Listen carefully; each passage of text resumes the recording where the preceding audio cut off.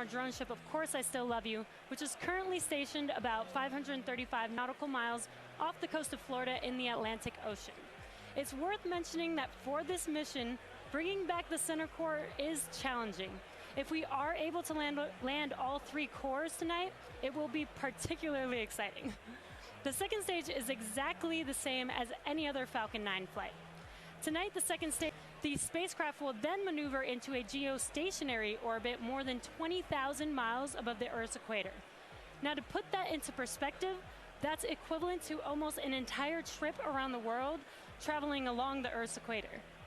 Speaking of the satellite, it is safely enclosed inside the 17-foot diameter payload fairing, which is the pointed cone on the very top of the rocket. This protects the payload from aerothermal loads, heating, and contamination during ascent.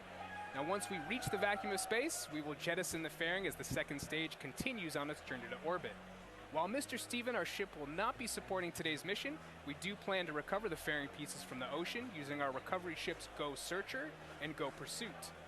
And lastly, you'll notice the tall structure next to the rocket, which we call the fixed service structure. Its primary function is to provide passengers access to the Crew Dragon vehicle during crewed missions.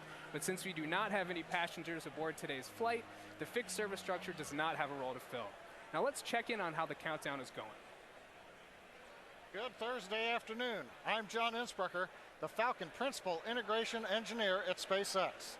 We are T-minus 10 minutes, 28 seconds from the launch of the Falcon Heavy. As I like to say in my updates, the SpaceX team is working no significant issues and is on time for launch. Now, Falcon Heavy rolled out to the pad with the payload early Wednesday and went vertical about 6 hours later. Now, after yesterday's scrub, the vehicle remained vertical on the pad. The pad deck was cleared at about T-minus 8 hours to begin today's hazardous operations. Just before we began the webcast, the SpaceX launch director polled the 9 members of the launch team and got a go for both propellant loading and for launch. Now, we're currently loading propellant on all 3 first stage boosters and the second stage. Now, our propellants are an oxidizer, liquid oxygen, and a fuel, kerosene. Why did we pick these 2? Well, obviously in space there's no oxygen needed to support combustion. So we bring our own as liquid oxygen. It's readily available and it supports efficient combustion.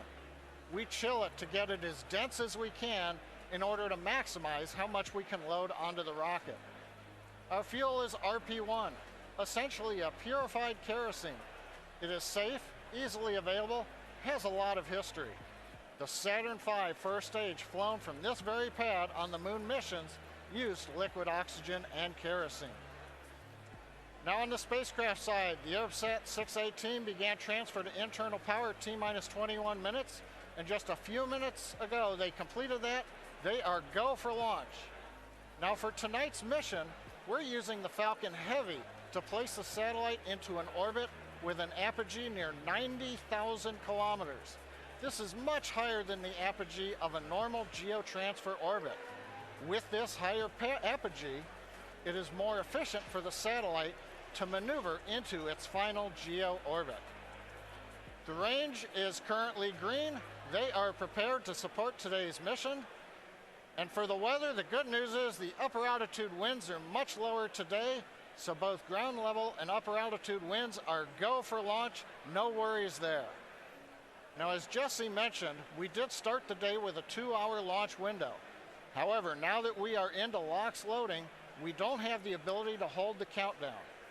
If there is an issue in the last minutes, there isn't enough time in the window to stop, reload the cold liquid oxygen, and still launch today.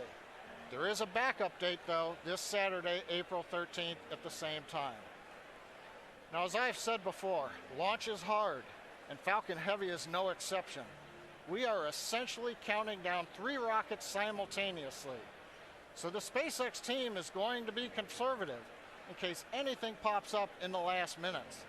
But as the energy from the team gathering below me outside of the Mission Control Center is growing, we are go at T-minus 7 minutes and 20 seconds. As we mentioned earlier, the payload being launched tonight is for our customer Arabsat, one of the world's top satellite providers in the Arab world, reaching tens of millions of homes in more than 80 countries. Arabsat-6A, which was built by Lockheed Martin, is a high-capacity telecommunications satellite that will deliver television, radio, internet, and mobile communications to customers in the Middle East, Africa, and Europe. Here's a quick message from our customer. Continues to count down for launch of our first operational Falcon Heavy flight. We're currently T-minus 6 minutes, 10 seconds from liftoff. Now, fuel loading is completed on the Falcon Heavy. Liquid oxygen loading is continuing.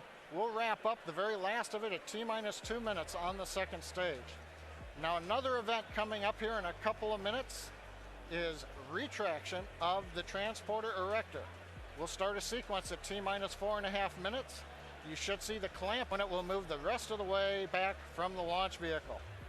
Now, a lot's going to happen in the first 4 minutes of flight of a Falcon Heavy.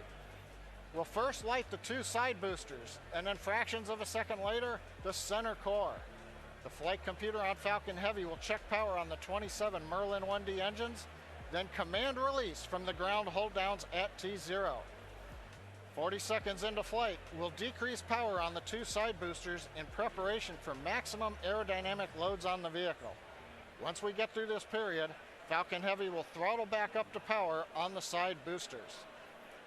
Once we get 2 minutes into flight, we will again reduce thrust on the 2 side boosters. At this point in time, the vehicle is much lighter, having burned much of the propellant, but the thrust is constant, so the acceleration, hence the loads, are continuing to increase. So we will reduce thrust on the side boosters to decrease forces on the rocket structure.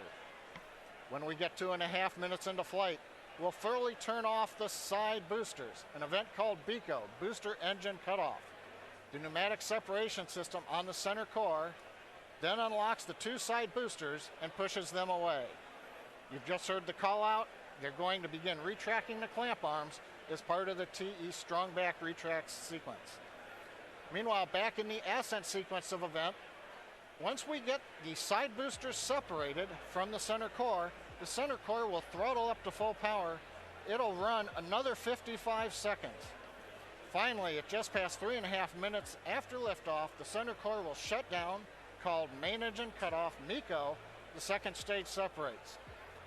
From this point on, it's like a Falcon 9 mission, other than we're having 3 boosters all returning to Earth at the same time. The fairing will separate, the second stage engine fires twice, eventually sending the stage and payload out into geosynchronous transfer orbit around the Earth. So that gives you a feel for the sequence of events we're planning to demonstrate on this flight of the Falcon Heavy. Everybody right now is reporting things look nominal. The checkout sequences are good. We're closing out propellant load at T-minus 3 minutes and 16 seconds and counting. Let's watch and listen in to the final countdown of Falcon Heavy.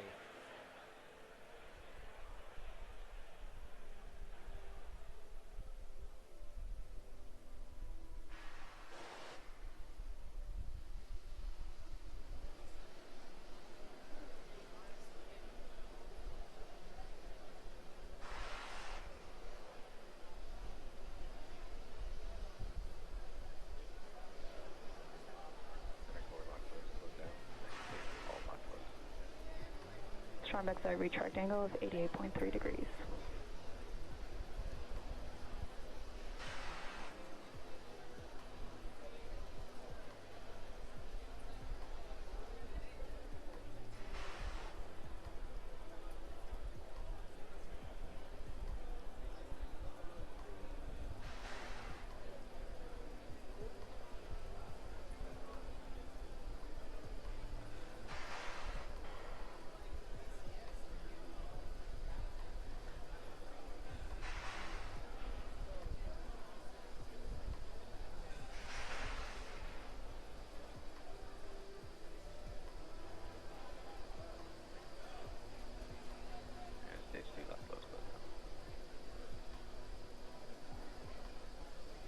We've begun dropping power on the side boosters to decrease loads on the center core.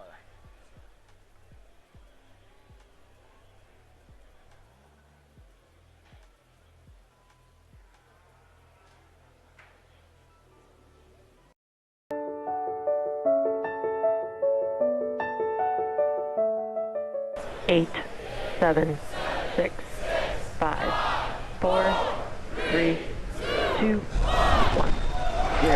Ignition, liftoff.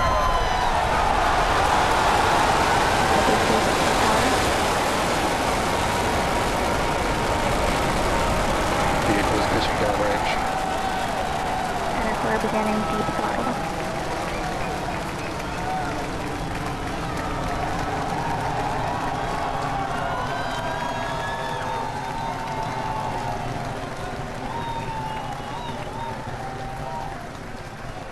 Center core at deep throttle. T plus 33 seconds into flight. Under the power of 5.1 million pounds of thrust, Falcon Heavy is headed to space. We're throttling down at T plus 40 seconds to prepare for maximum dynamic pressure. Power and telemetry are nominal. We're hearing reports. Power and telemetry are nominal. Vehicle is supersonic. You may have heard the call out on Net 1. Vehicle is supersonic. Side boosters are throttling back up on power as we're through the period of maximum dynamic pressure.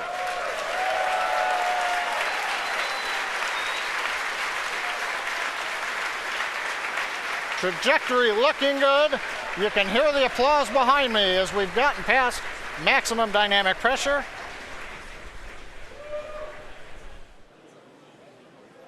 Second load limiting shutdown. Continuing to decrease loads to minimize acceleration on the Falcon Heavy structure. Coming up on booster engine cutoff, called BECO, and separation of the two side boosters. And back engine chill.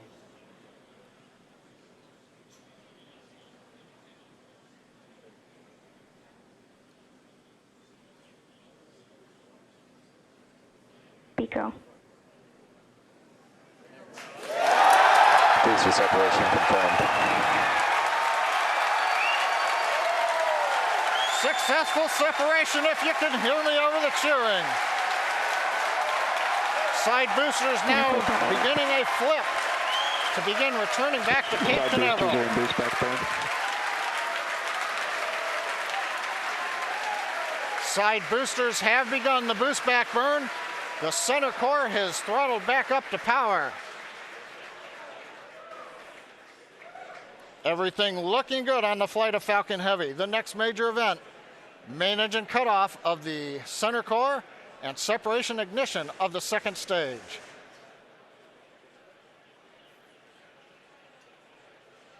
Bottom middle view shows the view looking up into the nozzle of the second stage engine. MECO. Main engine cutoff, center core shut down. Separation confirmed.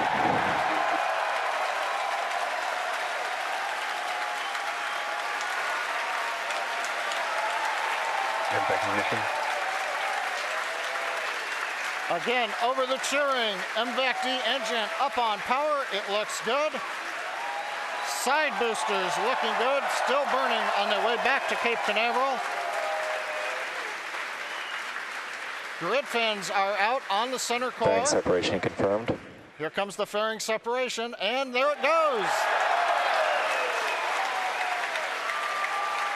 We also have successful shutdown of the side booster boost back burn.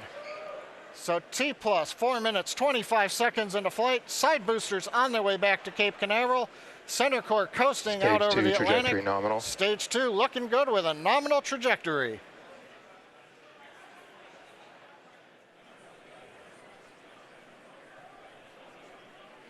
So you'll see the side boosters on your left and right screen.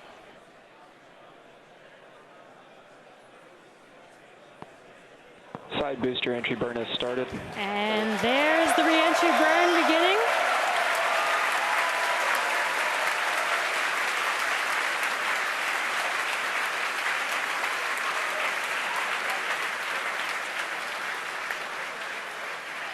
Stage 2 trajectory nominal. And the re-entry burn is complete for the side boosters. Now coming up in about 30 seconds, the center core, which you see on your center screen, will begin its re-entry burn.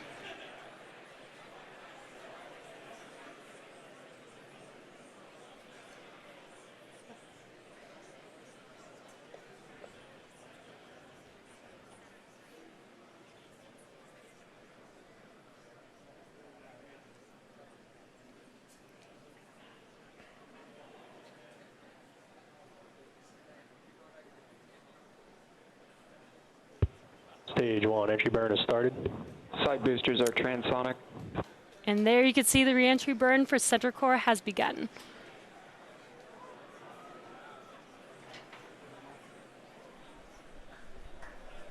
Coming up in about 5 seconds here, the side boosters landing burn will begin as well. Side booster landing burn has started.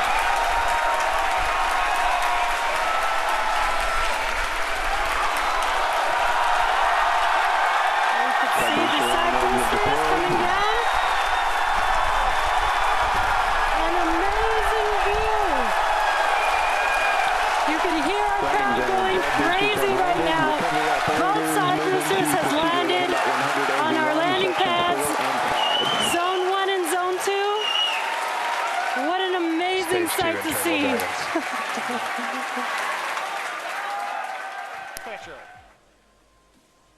Power and telemetry are nominal. We're hearing reports. Power and telemetry are nominal. Vehicle is supersonic. You may have heard the call out on Net 1. Vehicle is supersonic. Side boosters are throttling back up on power as we're through the period of maximum dynamic pressure.